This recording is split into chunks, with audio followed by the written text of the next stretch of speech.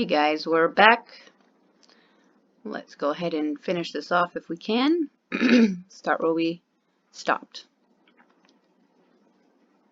So it will be remembered that Secretary Chase favored the legal tender law and that it required several days of meetings and threats of financial coercion by the bank delegates who remained in Washington after the exception clause to induce Mr. Chase to recommend the bank law.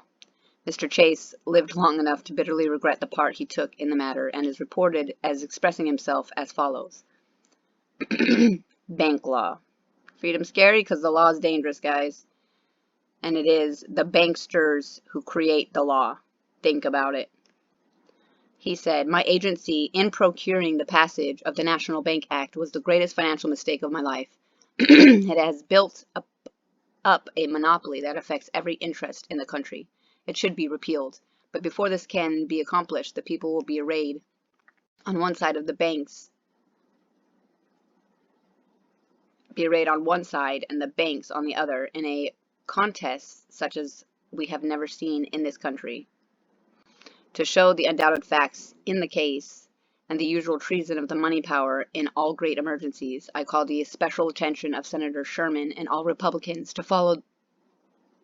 the following from Senator 𝐂𝐨𝐧𝐬𝐬𝐩. Excuse me. No people in a great emergency ever found a faithful ally in gold. It is the most cowardly and treacherous of all metals. It makes no treaty it does not break. It has no friend it does not sooner or later betray. Armies and navies are not maintained by gold. In times of panic and calamity, shipwreck and disaster, it becomes the agent and minister of ruin. No nation ever fought a great war by the aid of gold. On the contrary, in the crisis of the greatest peril, it becomes an enemy more potent than the foe in the field. But when the battle is won and peace has been secured, gold reappears and claims the fruits of victory. In our own Civil War, it is doubtful if the gold of New York and London did not work us greater injury than the powder and lead and iron of the South. It was the most invincible enemy of the public credit. The public credit, guys.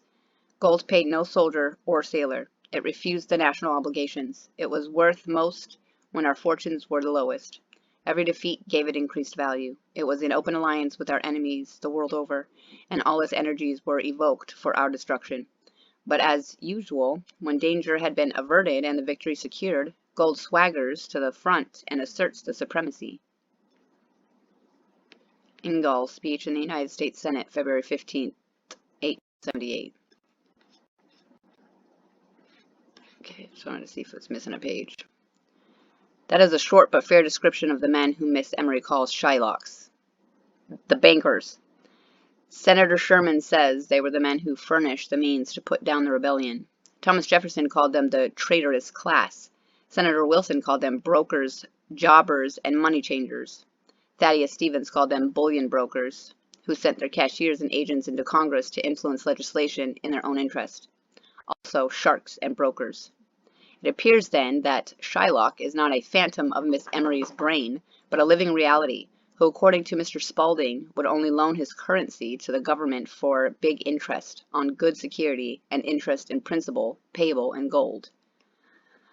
Yep, Shylock. Mr. John A. Anderson, an Orthodox Republican member of Congress for 12 years and now Consul General to Cairo under the present Republican administration, said, "By the Charter Act, the system was to terminate in 20 years.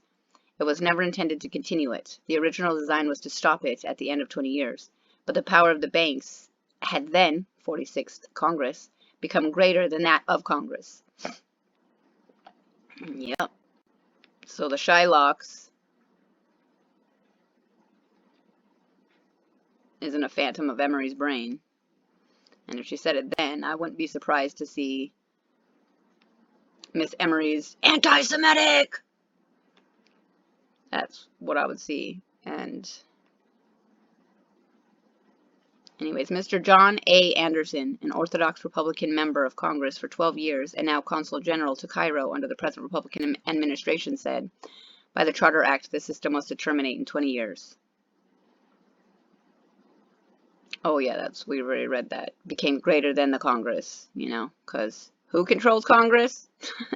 And it's a good thing they do, says someone The system was not stopped at the end of 20 years and may now go on forever so far as the original and organic safeguard has anything to do with it. Senator Sherman's defense of the national banking system is extremely weak. He merely compares it with other banks of issue and says, "It is now conceded to have been the best form of paper money ever issued by banks that has ever been devised."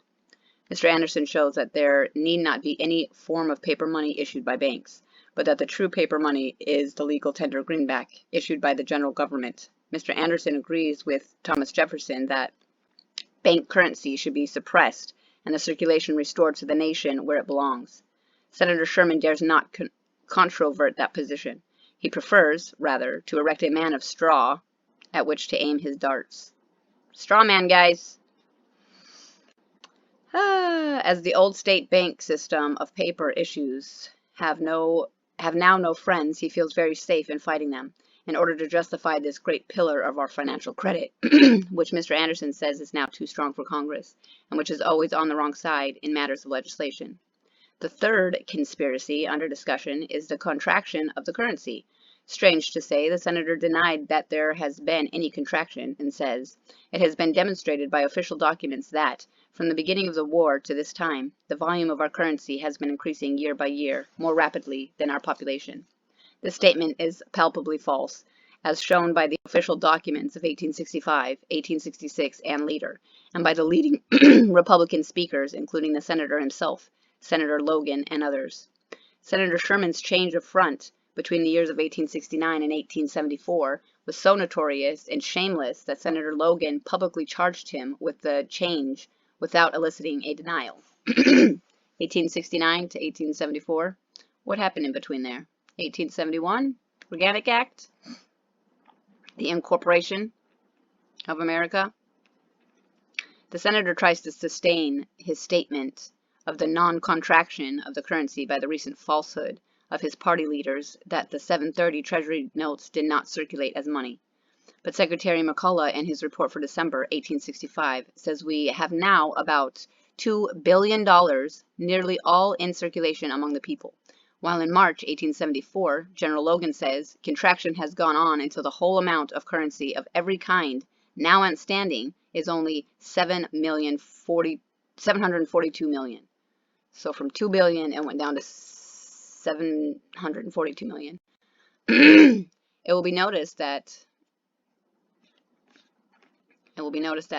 Secretary McCulloch and General Logan both classed the $830 million of 730 notes among the active currency of the country. Senator Sherman, to the contrary, notwithstanding. In reply to a note of inquiry, General Spinner, ex-United States Treasurer, stated as follows, Mohawk, August 17, 1876. "Sirs, your letter of the 15th institution has been received. In answer, I have to say that the 730 notes were intended, prepared, issued, and used as money. Very respectfully yours, F.E. Spinner." Senator Sherman does not agree with McCulloch, Logan, and Spinner. Who is right? See, look at this, guys. All the way back then, they're still fighting the freaking lies.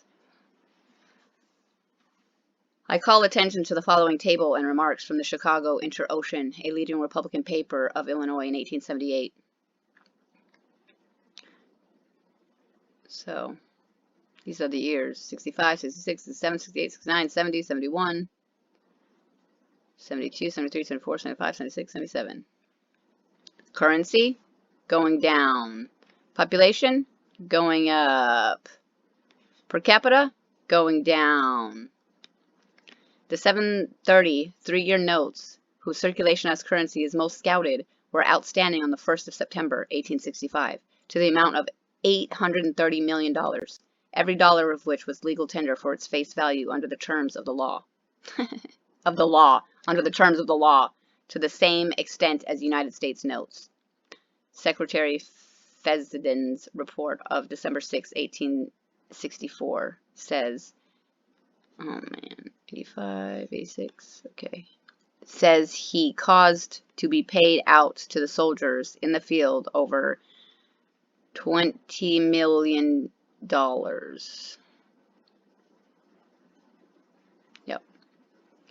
$20 million of the these 730 notes at one time. President U.S. Grant's message of December 2nd, 1873, endorses the fact of contraction up to the time as follows. During the last 4 years, the currency has been contracted directly by the withdrawal of the 3% certificates, compound interest notes, and 730 bonds outstanding on the 4th of March, 1869, all of which took place of legal tenders in bank reserves to the extent of 63 million. Here is a letter from the President of a national bank and a member of the 43rd Congress. Office of First National Bank, New Jersey, August 12, 1878. In compliance with your request of the 18th institution that I should define the relative position of the 730 Treasury notes to the general volume of currency in 1865, I have to say that I was then daily in the habit of receiving and paying out the same in the conduct of my ordinary business, the same as greenbacks, and I esteemed their peculiar characteristics, being conducive of elasticity, as not only forming a currency, but a currency of special merit. Amos Clark. Testimony like this may be produced from the official documents of the government and other reliable sources to any desirable extent, and yet, in the face of it all, Senator Sherman says the 730 Treasury notes did not circulate as money, and that there has been no contraction of the currency. See? They lie. Lie, lie, lie, lie, lie. Senator John A. Logan, in his great speech of March 17, 1874, discussing the Panic of 1873, said, "Isn't that weird? Only 2 years after the Organic Act, there was a panic? But, sir, that the panic was not due to the character of the currency is proved by the history of the panic itself." No, sir, the panic was not attributable to the character of the currency, but to a money famine, and to nothing else. In the very midst of the panic, we saw the leading bankers and businessmen of New York pressing and urging the President and the Secretary of the Treasury to let loose 20 or 25 millions more of the same paper for their relief. Oh, bank bailout! Whoa, so they've been bailing out all the way since 1870. The very same men who today denounce it as a disgrace to our government, it was good enough for them when they were in trouble. Yeah. On the subject of the Panic of 1873 to 1877, the United States Monetary Commission says, "The true and only cause of the stagnation in industry and commerce, now everywhere felt, is the fact everywhere existing of falling prices caused by a shrinking volume of money." Sound familiar, guys? This is the great cause. All others are collateral, cumulative, or really the effects of that primal cause. Practical men see what the mischief is, and they all see it alike, and without formulating their ideas into set words and phrases, they state it alike. Capitalists, large and small, give one and only one reason for refusing to invest in productive enterprises. Uniformly and universally, the reason given is that prices are falling and may continue to fall, and that money is the best thing to get and hold while that state of things continues. Falling prices is only another expression for an increasing value of money by contracting its volume. In order to throw some light on the question as to who or what class of society is interested in a scanty volume of money and low prices of labor and the products of labor, I call attention to an extract from the Inter-Ocean on February 28, 1874, quoted and approved by General Logan in his speech of March 17, 1874. The Inter-Ocean says, "In the National Senate chamber, a bitter contest is in progress by the representatives of the moneyed aristocracy on the one hand, and by the representatives of the masses of the people on the other." 1874. Sounds exactly what's going on in 2025. The proposition on the part of the capitalist is to grasp and firmly hold the largest possible percentage of the profits of all the labor of the country. This is what it is. It's right here. In the 1800s, they were telling you what you're getting into. This is not conspiracy, guys. Well, I mean, it is conspiracy, but it's not the type of conspiracy that you're used to in the 2025 era, where the government completely usurped and controls the whole thought of conspiracy theory. No, conspiracy is a real thing, and it's about people conspiring together to do bad things to other people. And that's what this is. The proposition on the part of the capitalist is to grasp and firmly hold the largest possible percentage of the profits of all the labor of the country. Okay, guys? So your labor is the percentage of profits, period. They want high rates of interest whereby they may tax, traffic, and low rates of wages whereby they may tax labor. Okay, guys?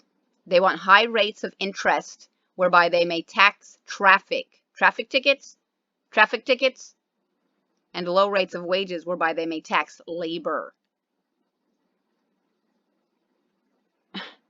By contracting the currency, they secure both of these objects, for they force traffic to supplicate the banks for loans, and drive labor to beggary. And as the necessities of merchants render more pressing their importunities for loans, the rate of interest is advanced to cover the increased risk. Usury, guys. Usury is not supposed to be a real thing. It was introduced by the Shylocks. On the other hand, the proposition of the people, those who live by labor and traffic, is to extend the volume of currency, thereby cheapening money, and so stimulating manufacturing and other industries into such activity as will ensure employment to the laboring classes at remunerative rates of wages. No contest was ever more clearly defined. At no time in the history of our country, not even in the history of the rebellion, has it been more evident that the interest of the many clashed with those of the few. There is no democracy, guys. It would seem from this view of the case that Senator Sherman at first was on the side of the people, but that the side of the oppressor became more fascinating to him, for some reason almost obvious to common mortals. AIPAC, Congress, guys, they've been doing it for a long time. The contraction of the currency was not, at first, a Republican measure. It was bitterly opposed by the leading Republicans of the time and for years after. Remember that the Republicans at this time were Democrats. They condemned it in the severest terms. Senator Sherman said, "It would be an act of folly, without example for evil in modern times." Senator Wade said it would be as bad as fire. And in 1874, when the country was struggling with bankruptcy... Oh, what? What? The country went into bankruptcy? I've never heard that. Sorry, I watch really stupid people who claim themselves to be lawyers laughing at people who are informing the masses that the country was struggling with bankruptcy. They went into bankruptcy and they incorporated it so that it's funded 100% by the Shylocks, guys. Okay, what? 1874, when the country was struggling with bankruptcy and general distress? Senator Logan said, "It is a money famine and nothing else." Yep, they starved us of our money, the Shylocks did, so that they could swoop in and save the country from bankruptcy so that they could control the country. There's no president, there's no Congress, there is nothing that is American. It's all Shylock. Okay? Shylock. If you can't see it in 2025 and what's happening in the Middle East, it's all Shylock. It's always been Shylock. They run the roost. I do not speak at random. Mr. Rutherford B. Hayes, afterward Republican President of the United States, has told us all about how contractions was enacted while he and the best Republicans voted against it. In his speech at Sydney, Ohio, September 4th, 1867, Mr. Hayes said, "The very measure which was intended to carry out this policy of Secretary McCullough's to enable him to take up the greenback currency with interest-bearing bonds was introduced in Congress in March 1866. I have here the votes upon that question, and I say that the Democratic Party in both houses, all the members of the Democratic Party in both houses, voted for Secretary McCullough's plan, and that Mr. Julian Judge Schofield, Mr. Lawrence, all of whom I see here, and myself, a majority of the Republican members, voted against the scheme, and it became a law because a minority of the Union Party, with a unanimous vote of the Democratic Party, supported it, and because when it was submitted to Andrew Johnson, instead of vetoing it as he did all Union Party measures, he wrote his name on the 12th of April at the bottom, approved, Andrew Johnson. I think, then, I am authorized in saying that these gentlemen are mistaken when they accuse the Union Party of being in favor of taking up the greenback currency and putting in place of it interest-bearing, non-taxable bonds. Howard's Life of Hayes, page 206. This is also very, very interesting because what all the members voted for Secretary McCullough's plan of the Democratic Party, they were the Republicans. They are the Republicans that we have today, who do the same thing. Judge Schofield. Nepotism too, guys. You have to understand that all the way back from 1866, the same people, the same Shylocks that got in and changed our America, they're still there. And they make sure, nepotistically, that their family and friends go into those positions so that they can maintain this crap.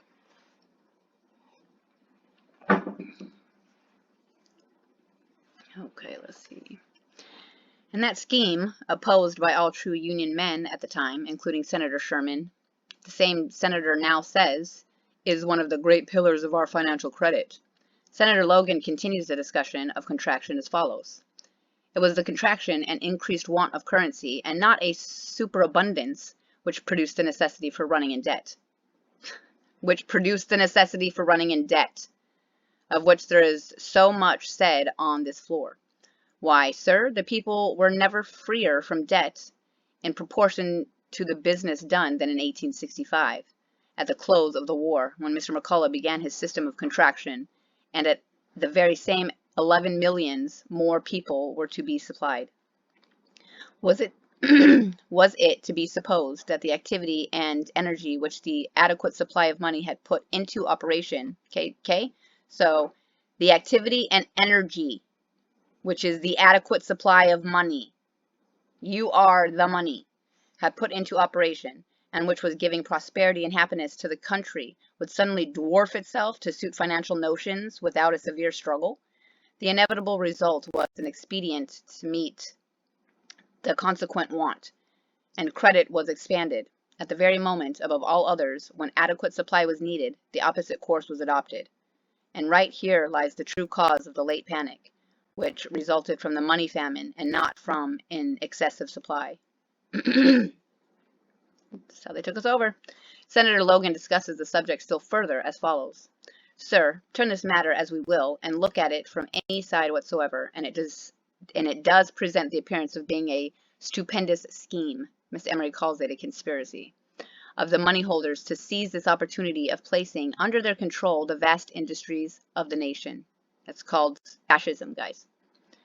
Therefore, I will warn, Senator, against pushing too far the great conflict now going on between capital and labor. Oh, capital and labor.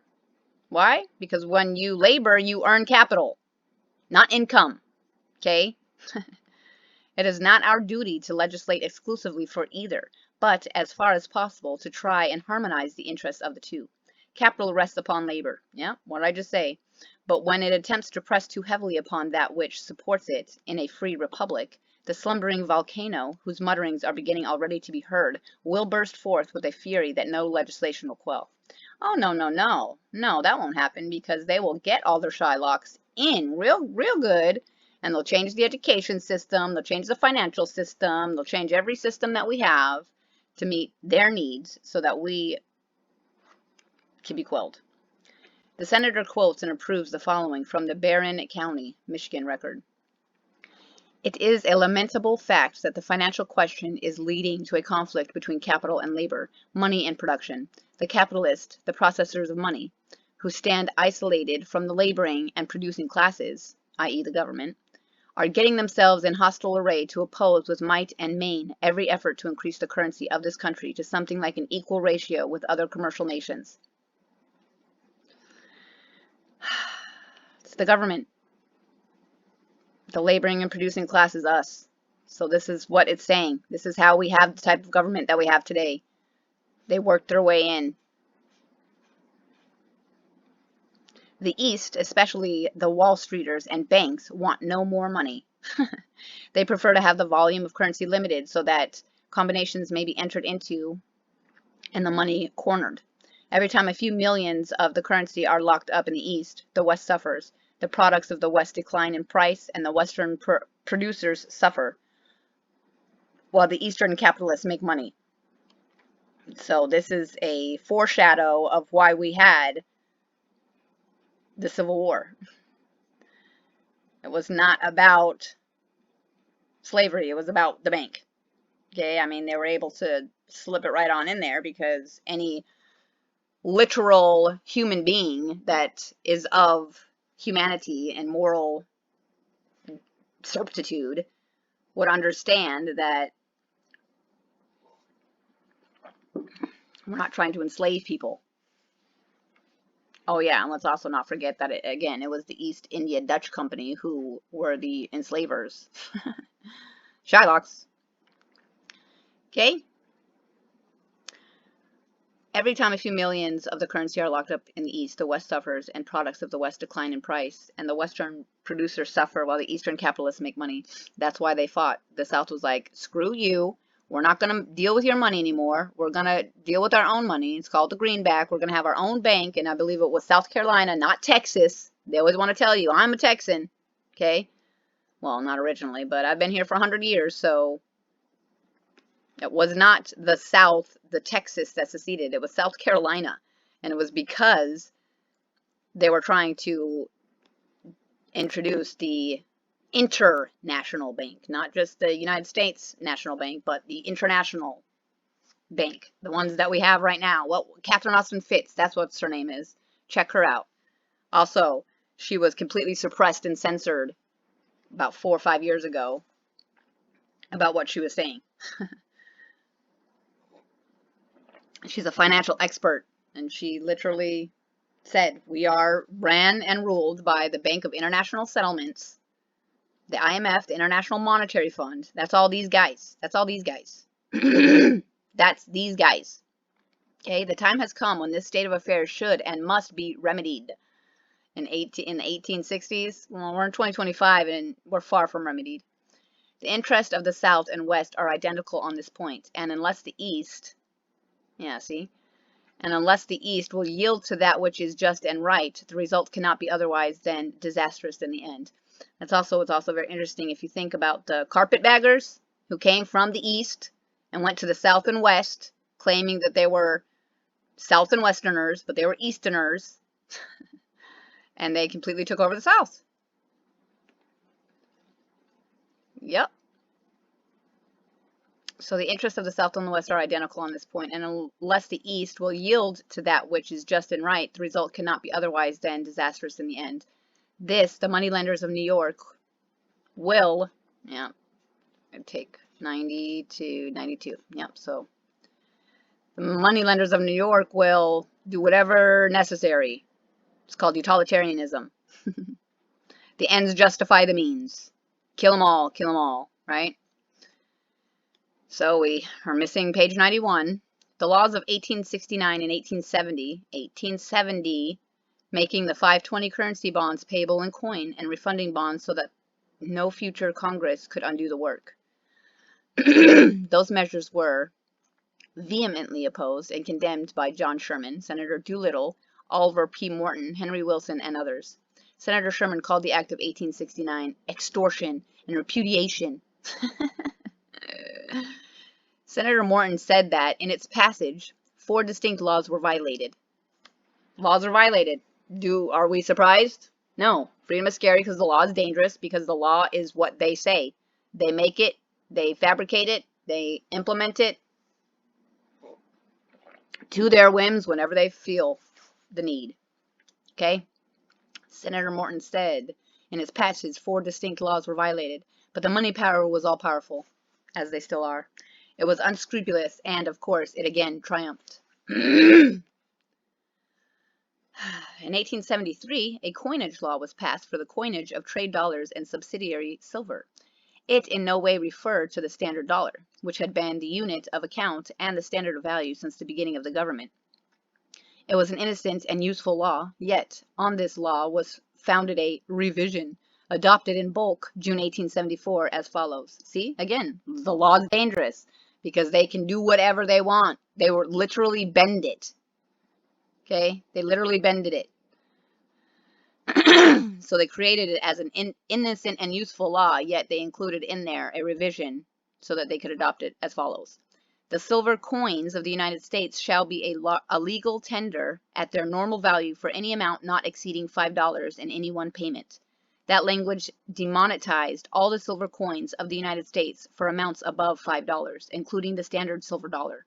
The United States Monetary Commission report of 1877, Volume 1, page 90 says, "No law was ever passed by Congress of which this language can be considered a revision." See? It's the language. Language, legalese. The report then adds, "Whoever may be responsible for this error in the revised statutes, the ancient money of the country, instead of being intentionally legislated out of existence by Congress, was revised out of existence." The law is dangerous, y'all. The law of 1875, the resumption law, was intended to redeem and retire the remaining greenbacks, making gold coin the money of the rich bondholders, the bank currency and subsidiary silver the moneys of trade and business. But the sufferings of the people and danger to the peace of the country became so great that Congress in 1878 passed a law that redeemed greenbacks should not be canceled, but should be paid out again. This defeated the resumption scheme and saved to the people $346 million of greenbacks.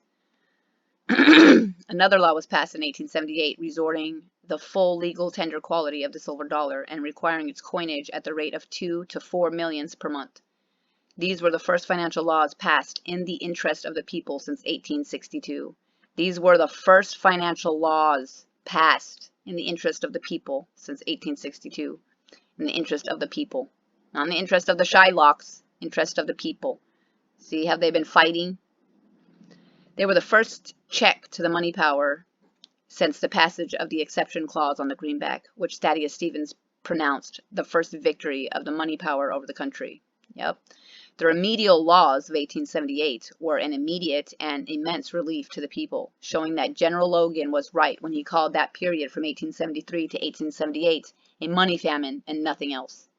The great Wall Street journals were very much disgusted with the passage of the remedial measures of 1878. And this is what I mean, guys. It's a perfect example of where we're going with this. The great Wall Street journals, the media is not your friend. The media are also the Shylock.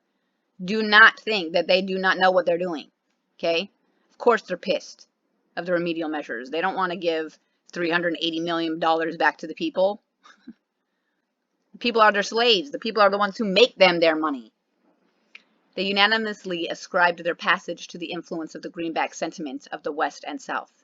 I have now sketched the manner and spirit of the enactment of the conspiracies of the great money power of London and New York against the liberties of the American people, robbing them with unseen hands, the occult, through the manipulations of the finances, the Shylocks, as no highwaymen of ancient of modern times could have done it. No. They are the highwaymen of ancient and modern times. And that's exactly why they can and are doing it. And these are the crimes which Senator John Sherman says are the 7 great pillars of our financial credit. The senator denies that he ever had any interest in the Wall Street. Oh gosh, any interest in the 93, yep, missed 94 and 95. Great. I wonder why. So we're skipping 2 pages all the way back to 96. Wall Street and the notorious Zach Chandler, who openly asserted that a country is not worth a damn without bloodletting. Is that not familiar? And who, through the agency of civil war, was elevated from a man of moderate means to a position of a millionaire and senator. If I am correctly informed, Zachariah was not the only loyal northern man whose wealth was increased to phenomenal proportions through this infernal agency. What other senators do we know? Does that look familiar?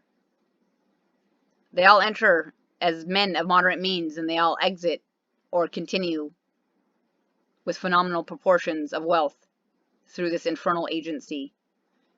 And that's how the Shylock has maintained its power through Congress. You say it is the men whom I denounce as Shylocks. What did I just say? Sorry, Papa, I'm sorry. You say it is the men whom I denounce as Shylocks who furnished the means for carrying on the war. Did they? You know, it was because they demanded such extortionate rates of interest for their money that the government resorted to the issuance of its own money. Yeah, see? man, to even understand and know what they did back then. You can see the fight going on. It was the very government money, the greenbacks that Lincoln introduced, that saved the country in the hour of peril. And they were like, oh, hell no. In your speech at Toledo on the evening of the 14th Institution, you expatiated admirably upon the fact that all our money is now as good as gold.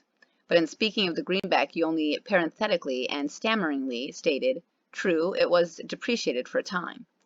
Why did you not then and there tell your audience of the blighting effects of this depreciation and subsequent appreciation of the greenback on the wealth producers of the country?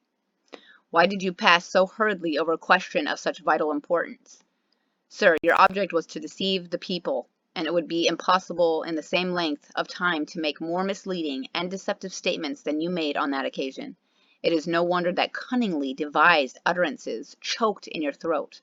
The most ordinary intelligence, not blinded by party prejudice, okay? Ordinary intelligence can see what's going on. That's why they had to get rid of your ordinary intelligence. Now you're beyond, you're lower than even intelligent. I wrote part of my master's dissertation on the fact that we have collegiate illiteracy. College morons, okay?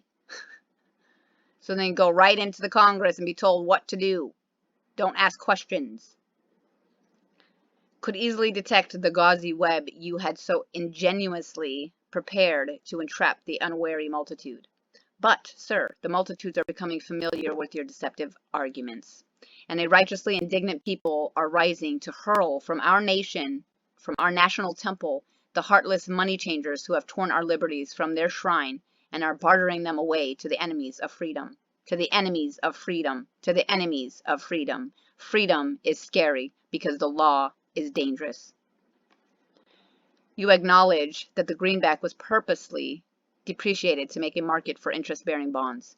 Why did you not also state an equally patent fact that it was to increase or to create a market for gold which Shylock had hoarded in order that he might speculate upon the dire necessities of the country?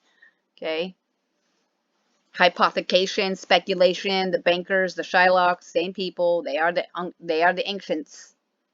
Under the head of the first conspiracy, you say, the duty on imported goods was required to be paid in coin in order to provide the means to pay the interest on our bonds in coin.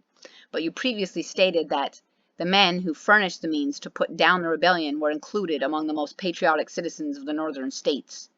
Senator, was it an evidence of patriotism on the part of these loyal citizens to demand that the interest on the bonds which they had purchased with depreciated greenbacks should be paid in gold? You insult every old veteran when you compare the patriotism of the gold kings in Wall Street with that of the soldier who faced death at the cannon's mouth and received in payment money which you say was purposely depreciated to create a market for bonds. The interest upon which was paid in gold to the Shylocks when it required more than $2 of the soldier's money to purchase $1 of the bondholder's money. God bless the homeless vets. Under the head of second conspiracy, you reiterate the threadbare assertion that the national bank system is the best that has ever been devised. Yeah, for you guys. This is the first time for more than 12 months that I have found a man sufficiently audacious to presume so much upon the ignorance of the people. Oh, fast forward, author. Come to 2025. I'll show you the ignorance of the people. The fact is, the people are becoming enlightened upon the vital questions of the day. Oh, that's okay. They took over that real quick. The Rockefeller education system. And such profuse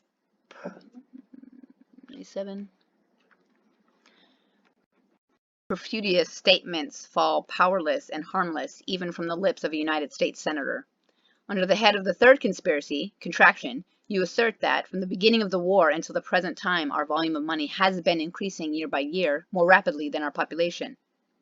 And if I remember correctly, you stated in your Toledo speech that we now have more money per capita than ever before. You also charged that my statements in regard to the contraction of the currency, quote, are not only misleading, but absolutely false, unquote. Now let us see if it is not Senator Sherman who is attempting to mislead the people.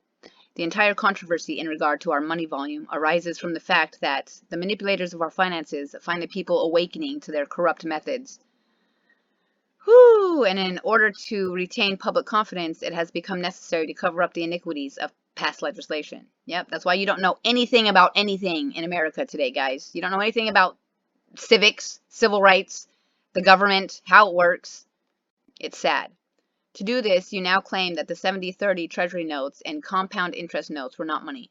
But Secretary McCullough, Treasurer T.E. Spinner, and Senator John A. Logan concurred in continuing compound interest and the 70-30 notes as part of the currency.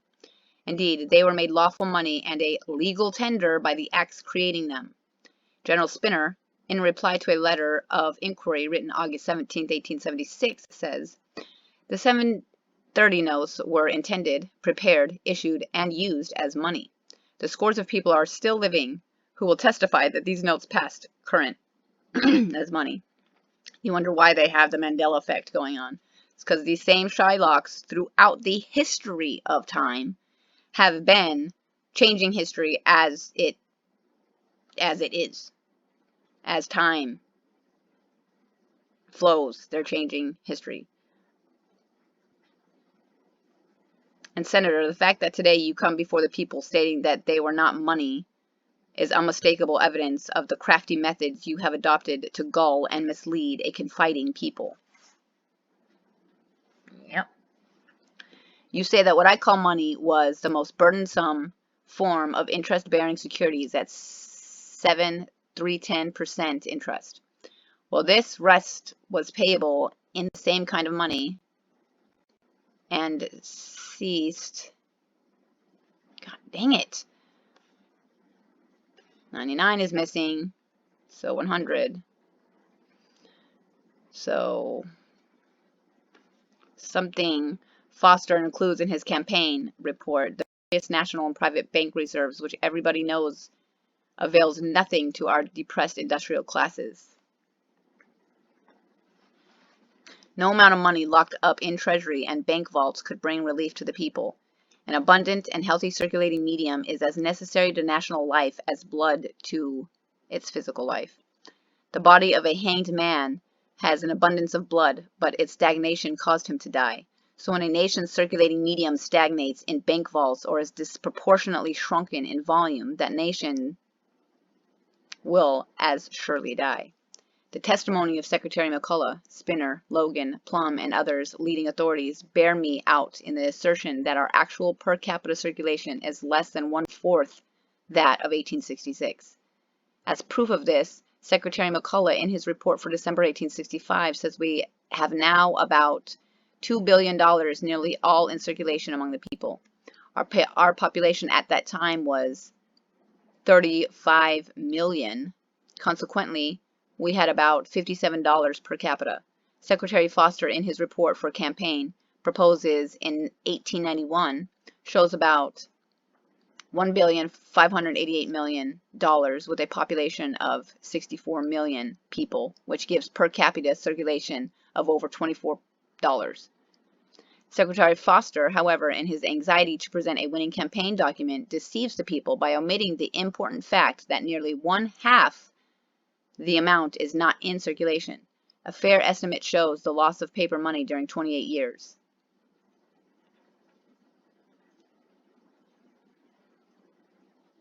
So the loss of paper money during 28 years, 50 million.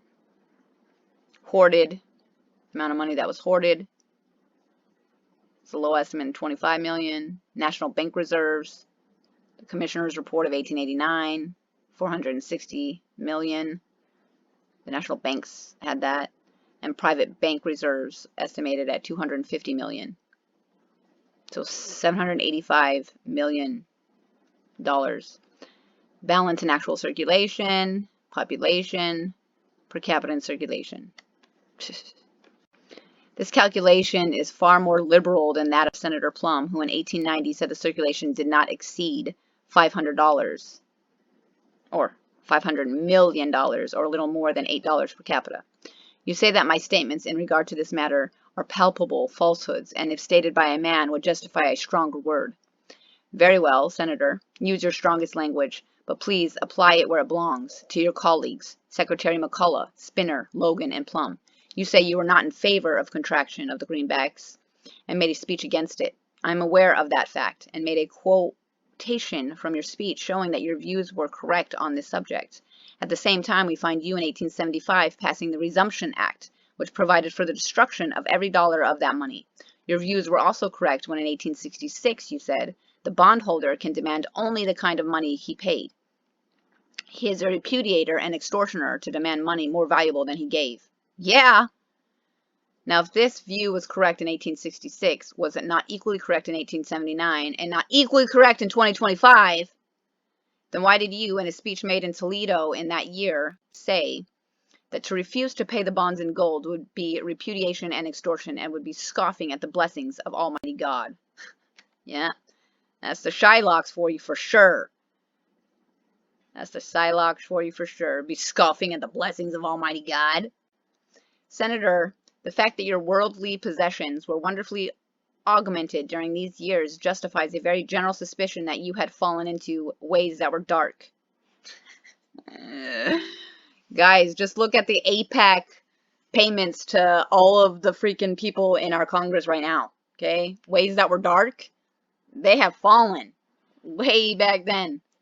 Under the fourth head, the credit strengthening conspiracy, you say, I maintain and still believe that by a fair construction of the loan law, we had a right to pay the principal of the bonds as they matured in greenbacks of the kind and character in existence when the bonds were issued.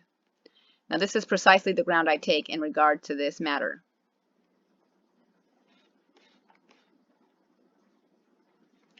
Therefore, I see no occasion for controversy upon this subject, though it is universally conceded that through this act of Congress, which you supported, the people were robbed of hundreds of millions of dollars and will ever be denounced as one of the most diabolical conspiracies in the record of time.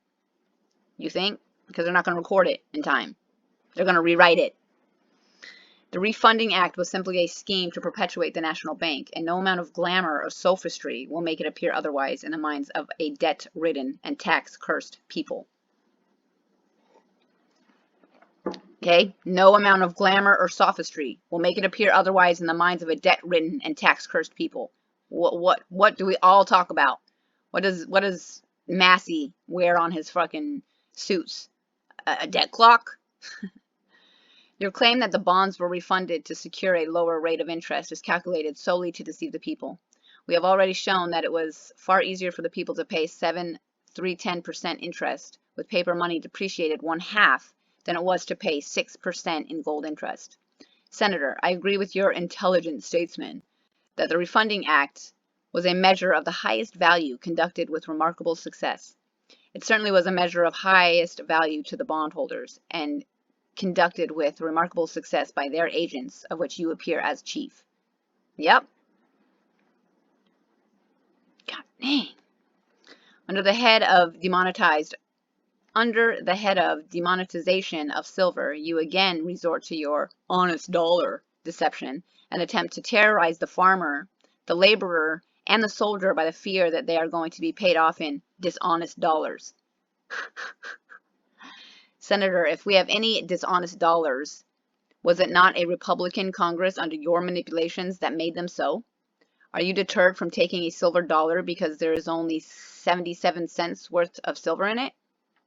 You say it will buy as much and is equally as good as the gold dollar, the national banknote, or the greenback. Will you sell your silver dollars for 77 cents? Certainly not, for they are worth 100 cents in the market. Then why attempt to confuse and prejudice the soldier by telling him that he will be paid in cheap dollars, dishonest dollars, short dollars, etc., unless your party wins? See how it works, guys? See how the Shylock has been pulling the strings of all sides forever?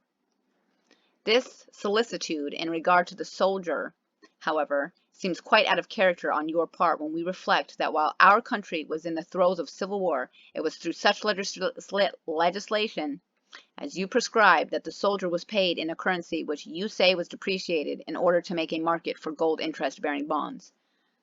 See? We need to stop. This dishonest dollar, over which you have so long and loudly lamented, has no exception clause upon it. You boast that our money is all equally good, that one kind of dollar will buy as much as another kind. Since this is true, why do you attempt to deceive the people by this talk of dishonest dollars? Money can only be dishonest when its purchasing power is impaired. Does this not sound familiar, guys? What's going on now with the Bitcoin? Right? The banks are sitting there telling you that they're dishonest money, that it's illegal money, but at the same time, they're investing and beginning to control the Bitcoin. That's why we hear about the CDC or the CBDC, whatever it is. The central bank digital currency. Yeah. Money can only be dishonest when its purchasing power is impaired. If we have ever had any dishonest money, it was that which Congress depreciated by placing the exception clause upon it and then compelled the soldier in the field to accept it for his services. And sir, did not you, under the instruction of a London banker, Ernest Said, manipulate this legislation, demonetization of silver, in the interest of British and American capitalists? Senator Ingalls says in his great speech in the U.S. Senate, January 14, 1891, there is a deep-seated conviction among the people, which I fully share, that the demonetization of silver in 1873 was one element of a great conspiracy to deliver the fiscal system of this country over to those by whom it has, in my opinion, finally been captured. Oh my God. There is a deep-seated conviction among the people, which I fully share, that the demonetization of silver in 1873 was one element of a great conspiracy to deliver the fiscal system of this country over to those by whom it has, in my opinion, finally been captured. Jesus. 2 years after the Organic Act, after they took over America in 1871, they also captured the fiscal system 2 years later. I mean, well, that's how they did it. They bankrupted the America so that they could loan out money to it at interest, wherein you are the creator of the interest. So great was the power of capital, so profound was the impulse, so persistent was the determination. The promoters of this scheme succeeded by the operation of mind power and will force in capturing and bewildering the intelligence of men of all parties. Mind power, will force. Okay? Brainwashing and coercion of all parties, of members of both houses of Congress, the members of the cabinet, and the President of the United States. Kind of like today, APAC. As I say, it is one of the phenomena and anomalies of legislation, and I have no other explanation to make than this. I believe that both houses of Congress and the President of the United States must have been hypnotized. Whew. Senator, were you hypnotized on that memorable occasion? Excuse this seemingly personal and impertinent question, for the truth is, British gold and Washington whiskey have been such important factors in American legislation during the past 30 years that one is hardly able to determine whether this was or was not a genuine case of hypnotization. You claim, however, that you understood this measure was before Congress. It was no secret with you. You evidently were not hypnotized. No, he was paid off, brah. He was paid off and given money and power, just like they are still today. The management of such a stupendous conspiracy necessitated a clear brain and an unyielding nerve. Yeah, they know exactly what they're doing. The management of such a stupendous conspiracy necessitated a clear brain and an unyielding nerve. You, doubtless, were the great hypnotizer. Under the head of resumption, you claim this crowning act to be the glory and pride of the people of the United States. You extol our credit, our productive interest. Okay? Your produce. is their interest, or your production is their interest. The development of our national resources, but not one word have you said of the general advancement and prosperity of the masses. That's right, they never do. They never do. Let's remember this part right here. And this is the most important part of everything that our government ever says. They're never interested in the general advancement and prosperity of the masses. Okay, because they don't consider us the people.